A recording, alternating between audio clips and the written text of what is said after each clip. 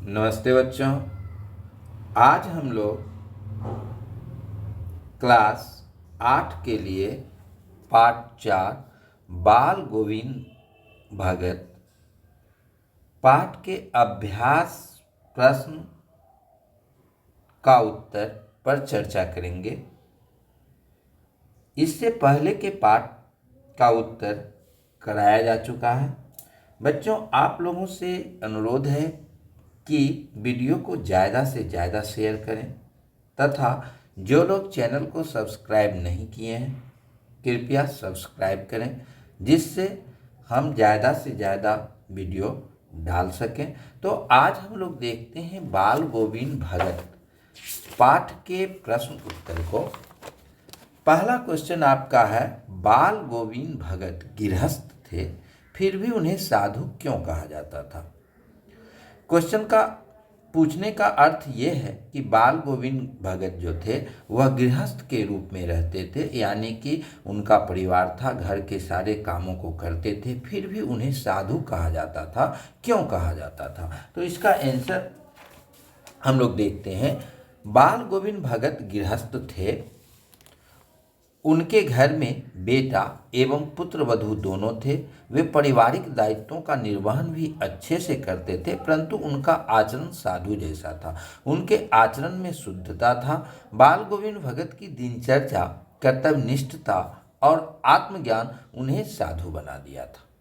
अब हम लोग दूसरे क्वेश्चन को देखते हैं। दूसरा क्वेश्चन है, भगत ने अपने बेटे की मृत्यु पर अपनी भावनाएं किस तरह व्यक्त की है?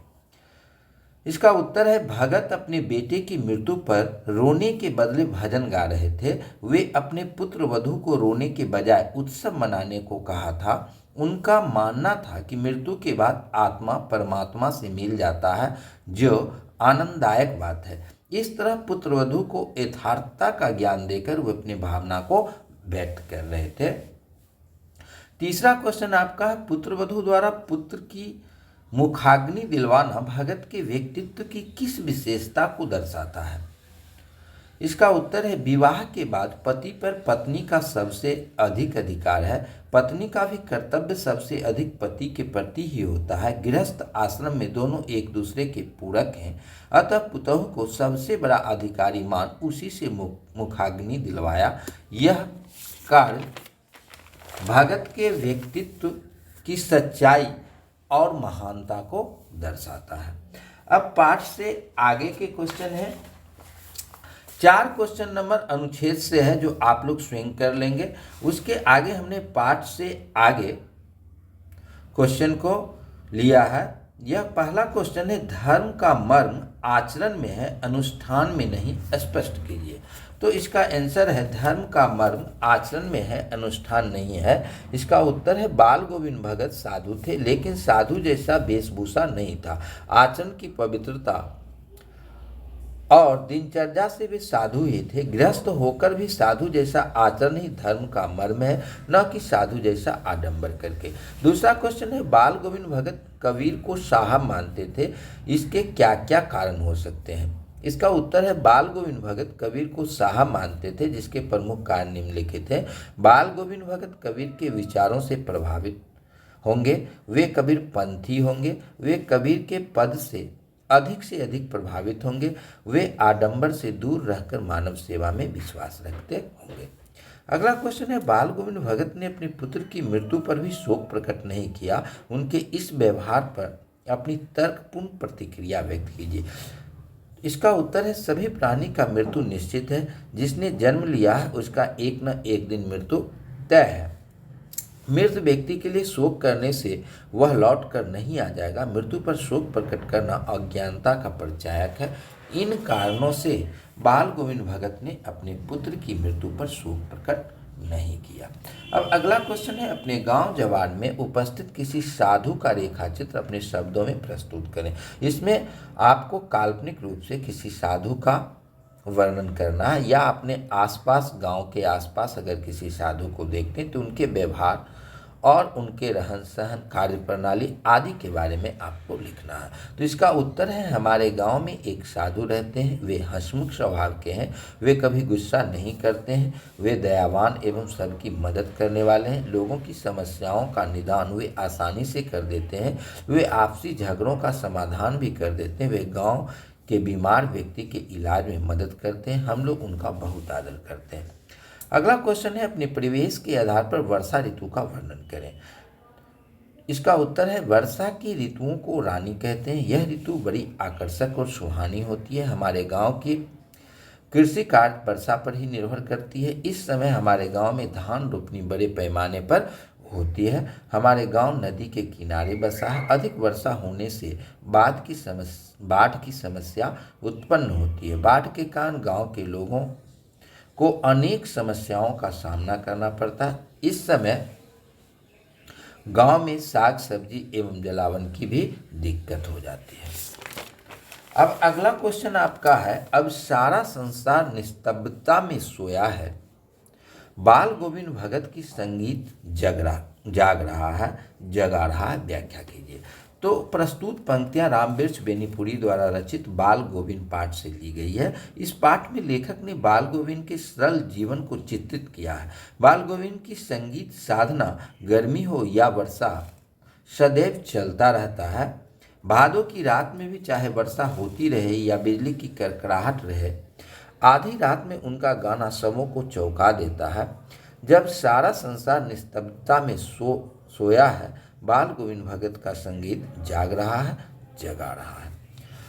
अगला क्वेश्चन है आपका, रूढ़िवादिता से हमें किस प्रकार निपटना चाहिए। किसी एक रूढ़िवादी परंपरा का उल्लेख करते हुए बताइए कि आप किस प्रकार निपटेंगे। इसमें गांव समाज में जो रूढ़िवादिता है उसके बारे में हमें लिखना है और इससे हम किस प्रकार से निपटेंगे इसके बारे में लिखना है।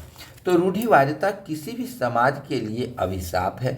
रूढ़िवादिता के कारण समाज के लोगों को अनेक कठिनाइयों का सामना करना पड़ता है।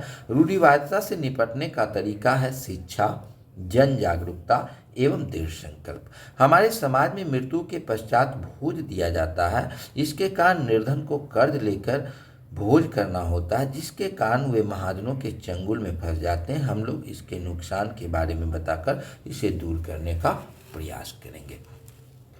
अब हम लोग देखते हैं व्याकरण से संबंधित प्रश्नों को। व्याकरण में इन्हें यहाँ पर जो है सो योजक चिन्ह के बारे में बताया गया है। तो योजक चिन्ह जैसे माता पिता है, इन दो शब्दों के बीच में ये योजक चिन्ह आया है। लड़का लड़की है, इस दोनों शब्द के बीच में योजक चिन्ह है। तो योजक चिन्ह कहाँ कहाँ आएगा उसके बारे में वर्णन किया गया है। तो जिन पदों के दोनों खंड प्रधान हो वहाँ पर योजक चिन्ह लगाया जाता है। जैसे माता और पिता, इसमें दोनों पद जो है सो प्रधान है, तो यहाँ पर जो है सो योजक चिन्ह लगाया गया। लड़का लड़की, इसमें दोनों शब्द दोनों खंड प्रधान है, तो यहाँ पर योजक चिन्ह लगाया गया। तो जिन पदों में दोनों खंड प्रधान हो वहाँ पर योजक चिन्ह लगेगा। दो विपरार्थक शब्दों के बीच भी योजक चिन्ह लगेगा। जैसे ऊपर नीचे अगर एक साथ लिखते हैं, छोटा बड़ा एक साथ लिखते हैं, पाप पुण्य लिखते हैं, तो इसमें भी योजक चिन्ह आएगा। उल्टा पुल्टा, अनाप शनाप, रोटी बोटी, यहाँ पर जो है सो जब दो शब्दों में एक सार्थक हो यानी कि जिसका अर्थ निकलता हो और दूसरा निरर्थक हो जिसका कोई अर्थ नहीं निकलता, वहाँ भी योजक चिन्ह का प्रयोग है। जैसे रोटी बोटी में रोटी का अर्थ निकलता है, बोटी का कोई अर्थ यहाँ पर नहीं आ रहा है, तो यहाँ पर योजक चिन्ह का प्रयोग होगा। उल्टा पुल्टा में उल्टा का अर्थ आ रहा है लेकिन पुल्टा का कोई अर्थ नहीं आ रहा, तो यहाँ पर योजक चिन्ह का प्रयोग होगा। अब है उद्धरण चिन्ह का प्रयोग। तो जहाँ किसी पुस्तक से कोई वाक्य ज्यों का तो ले लिया जाता है तो उसे क्या कहते हैं, उसे कहते हैं उद्धृत किया जाना। वहाँ दोहरे उद्धरण चिन्ह यानी कि कॉमा दो ठो दोनों साइड से, इसको इन्वर्टेड कॉमा कहते हैं, इसका प्रयोग करते हैं। और जहाँ पर जो है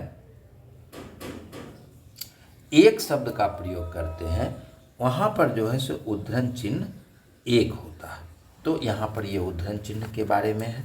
अब है इस पाठ में प्रयुक्त वैसे शब्दों का चयन कीजिए जो योजक चिन्ह से जुड़े हों एवं उनका वाक्यों में प्रयोग कीजिए। जैसे साफ सुथरा, तो अपने परिवेश को साफ सुथरा रखना चाहिए। दो टूक, रमेश हमेशा दो टूक बात करता है। सदा सर्वदा सत्य बोलो। स्वर तरंग, बाल गोविंद भगत के स्वर तरंग लोगों को तुरंत आकर्षित कर लेता था। डिमक डिमक, बाल गोविंद भगत की खंजरी डिमक डिमक बज उठती थी। गाते गाते नाचने लगते थे। धीरे धीरे चलो, गंगा स्नान से पुण्य होता। अब इस पाठ में आए 10 क्रिया विशेषण को छांट कर लिखिए, यानी कि इसी पाठ से जो है क्रिया विशेषण को लिखना। जैसे चहक उठना, चमक उठना, धीरे धीरे, गंगा स्नान, डिमक डिमक, खेलते बच्चे, बच्चे का उछलना, दो टुक बात करना, खाम खा झगड़ा, गाते गाते, ये सब जो है सो क्रिया विशेषण। तो ये इस पाठ के प्रश्न उत्तर थे। अगले दिन हम लोग इस हुंडरू का जलप्रपात के बारे में अध्ययन करेंगे। आप लोगों से अनुरोध है कि चैनल को जरूर सब्सक्राइब करें और अगर वीडियो आप लोगों को अच्छा लगा होगा तो इसे अपने दोस्तों में शेयर करें। धन्यवाद।